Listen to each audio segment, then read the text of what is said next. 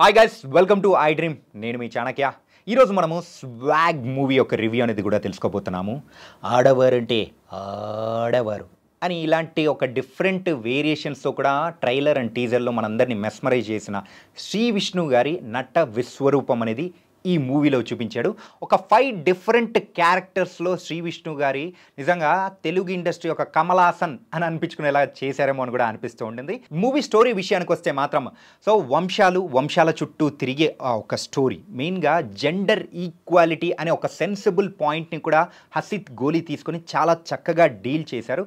ఇలాంటి sensible point తీసుకొని అర్లియర్గా వచ్చిన కొన్ని మూవీస్ కూడా బాక్స్ ఆఫీస్ దగ్గర అంత సక్సెస్ కూడా కాలేకపోయాయి. కానీ ఒక ఎంటర్టైన్మెంట్ వేలో అది కూడా శ్రీ విష్ణు గారి మార్క్తో కూడిన ఒక ఎంటర్టైన్మెంట్ని మిలగలిపిన మూవీగా కూడా ఈ స్వాగ్ని మనం చెప్పచ్చు.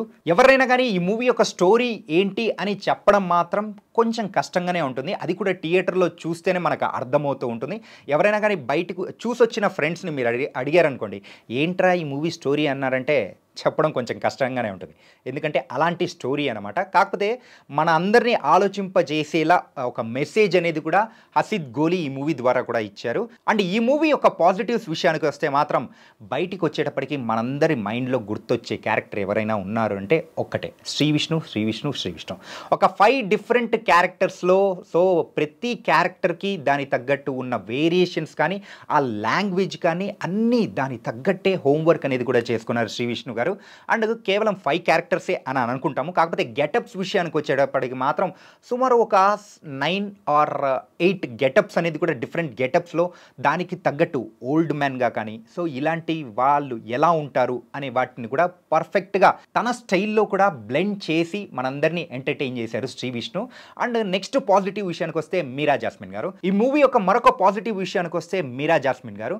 ఈ మూవీ స్టోరీనికి మనము జెల్ అవ్వాలి అని అంటే మెయిన్గా మీరా జాస్మిన్ గారి క్యారెక్టర్ అండ్ తన ఒక సెంటిమెంటల్ ఎమోషనల్ మనల్ని బాగా కనెక్ట్ అయ్యేలా చేస్తూ ఉంటుంది.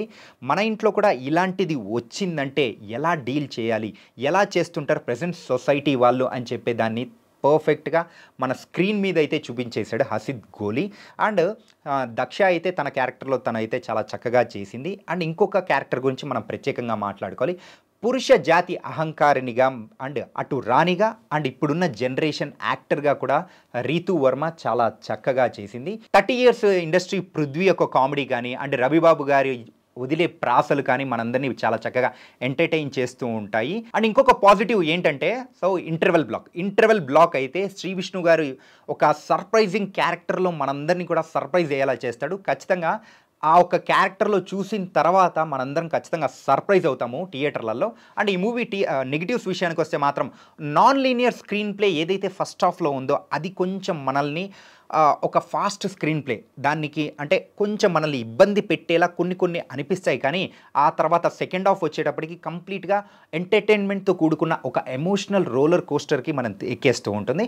అలాగే కొంచెం ఎమోషనల్ డోస్తో పాటు మెసేజ్ ఓరియంటెడ్ డోస్ ఎక్కువైంది అని అనుకునే వాళ్ళకి మాత్రం అరే ఏంట్రా ఇది అని కొంతమందికి మాత్రం అనిపిస్తుంది. కాకపోతే అది రిసీవ్ చేసుకునే పర్సన్ని బట్టి ఉంటుంది.